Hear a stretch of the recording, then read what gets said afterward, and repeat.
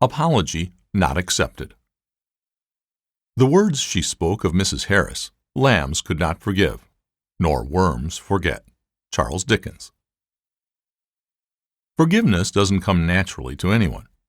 Perhaps the main reason is that it is so basically and totally unfair. I'm the one who has been injured, and now I must do the forgiving? No way. And if the offense is horrendous, forgiveness is not only unnatural, it seems impossible. Or what if the other person isn't sorry, or isn't even alive anymore? How do I forgive in that situation? It's impossible. Or is it? A few years ago, I was confronted with some of the painful things I had experienced with my father as I was growing up. There was a sudden onslaught of memories of things I had tried to forget. Ever since my father had died, 20 years before, I had blocked out all the negatives of our relationship, trying only to remember the good things. But when the veil of my denial was broken by some remarks my sister made, I was flooded with memories of his Irish temper, of the vicious spankings in the basement, of my fear of him and of the ulcer I developed at age 10. Only then did I begin to reference that ulcer to the stress of living with his unpredictable temper. The myth had always been that my diet caused the ulcer. At least, that was what I had always been told. I knew I had to do something about all the feelings with which I was struggling. But he's dead, I remember thinking. What am I supposed to do with all these horrible feelings?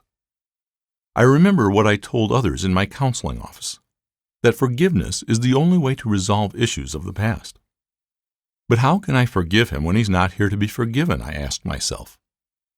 Yet a year later I was able to forgive him.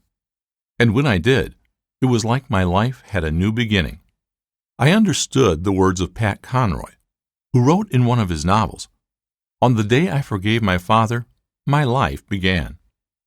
What had seemed impossible became a reality. But what if I had been called upon to forgive a more serious act, like murder? How do you forgive when your own child is murdered?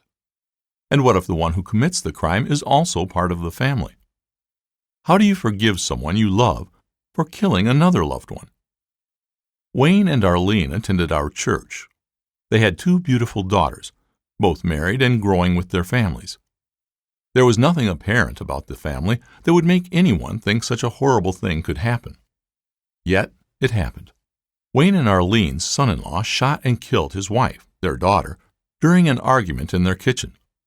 One can hardly imagine the pain Wayne and Arlene felt. Then, in the midst of their grief, not only did Wayne and Arlene step in and take over the raising of their grandchildren, but they also stood by their son-in-law during his trial and prison term. When he was released, they invited him to live with them and his kids until he could get his life started again. The reality of the forgiveness given by Wayne and Arlene has been proven over the years by their actions. But what if complete strangers killed your child?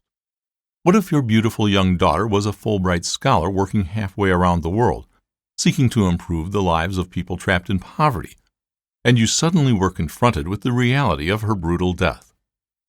Amy was a young woman from our community who was pouring her life into a black squatters' village in South Africa, helping the residents begin their slow march out of poverty after apartheid was eliminated. After spending over a year there, she felt the community was accepting her and her co-workers. Then the whole world heard the news that 4 young men from that same community had beaten her to death. The world watched as her parents walked into the hearing room of the Truth and Reconciliation Commission, and then publicly offered these men forgiveness, and stated that they would support the Truth and Reconciliation Commission if it decided to grant them amnesty, which it did. Yet it made the front page of our local paper only when Amy's parents talked about how they were going to help to continue the work started by their daughter and set up a locally run business making Amy's bread, the bread of hope and peace. What if the attack was on you personally? What if someone violated you and attempted to take your own life? Madge made news when she was assaulted and stabbed in a rape attempt. For 20 minutes, she fought with her attacker in the ladies' restroom at a local restaurant. When he tried to escape, he was arrested in the parking lot. Madge was taken to the emergency room covered with blood.